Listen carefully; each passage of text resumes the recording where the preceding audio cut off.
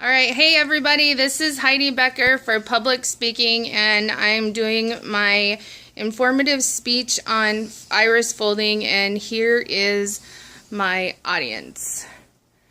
So I'm going to turn it over to somebody, and they are going to start recording me. All right, there you go. Okay.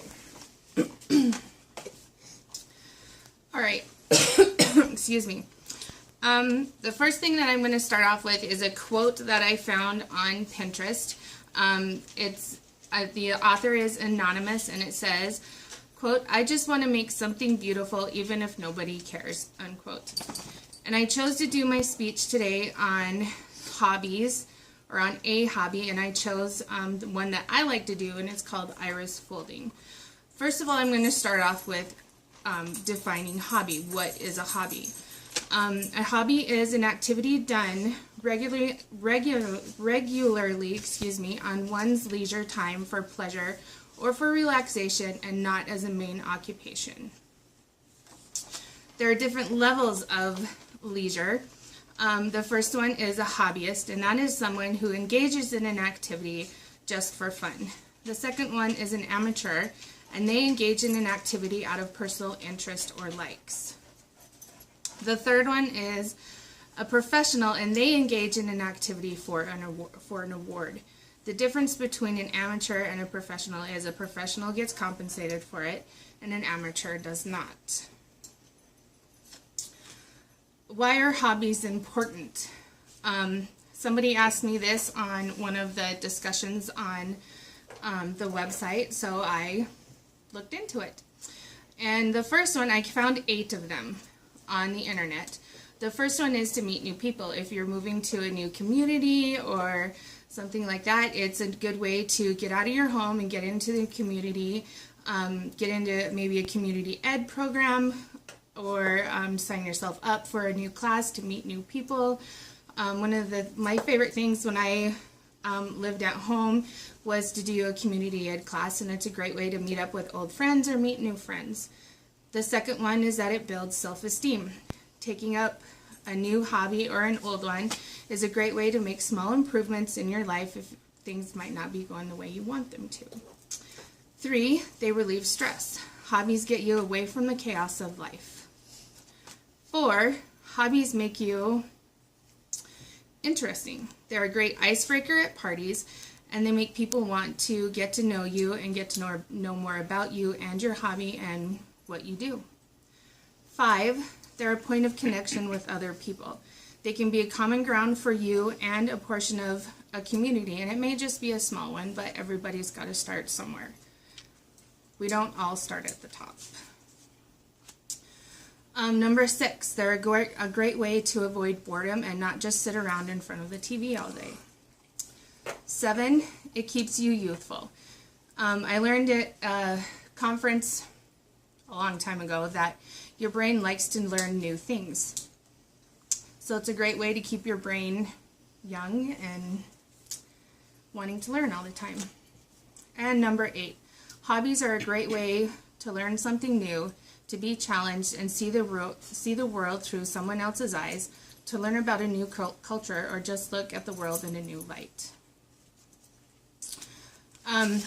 During this research that I was doing, there are many websites on why hobbies are important.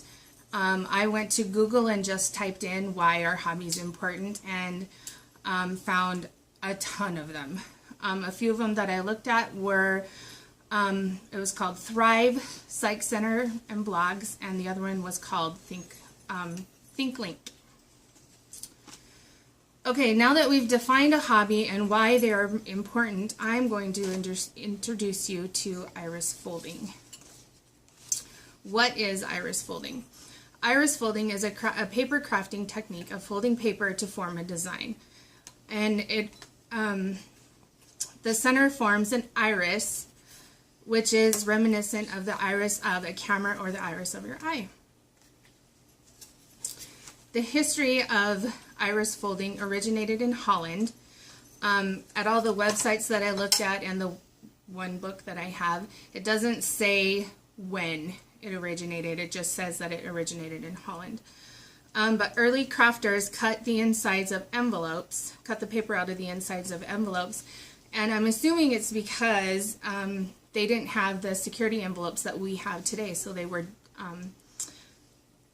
it had the thickness of 2 pieces of paper, and the one on the inside was printed, had some kind of a pattern on it or a print or something like that. So they cut the inside of the envelopes out and they made this craft out of it.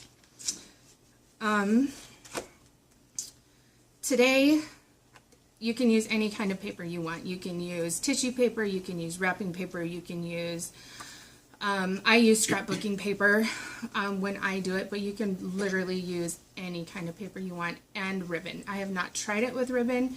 That is one thing I would like to try though. Okay, so now that we've discussed hobbies and what they are and the definition of hobby and iris folding, I'm going to show you a little project that I am working on, and it's very, very simple. I'm gonna have you come over here. Okay. So you just have a simple pattern. This is the pattern that I have. I have a heart, and I have 3 different colors of paper, and I chose to do polka dots. So I have black and white polka dots, and I have some red that's got some snowflakes on it. And I just realized I put this one in the wrong place, but that's okay. So what you do is you take some paper, and it can be an inch to an inch and a half wide, and you just fold it in half. Pretty simple. So then here's my heart pattern. Here's a guide. Some of the patterns come with guides, some of the patterns don't. They're pretty easy to follow even if you don't have a pattern guide. So you just start with number 1. Find number 1, lay your paper down, and you want to make sure that the fold of the paper is to the inside of the design. So here's your iris right here, and you just go around in a circle, around in the pattern. And I ended on number 12, so then I just find number 12 on here, and it's my B color pattern, which is the black and white. So then you just find go back to your pattern, and you line up the paper with the black line. You cut it to fit, and you just take some tape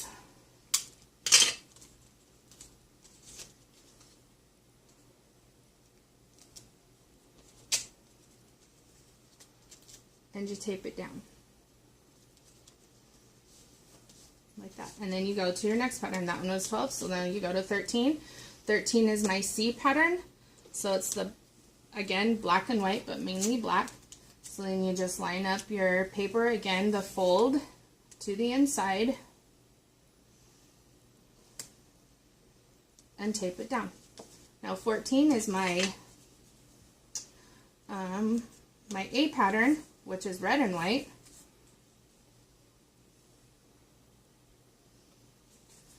Measure it, cut it,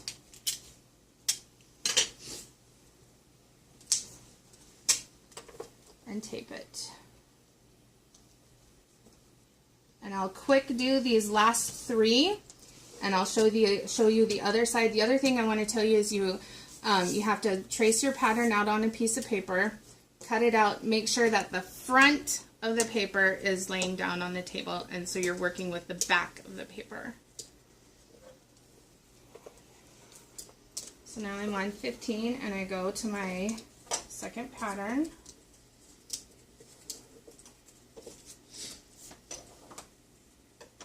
Oops, wrong one.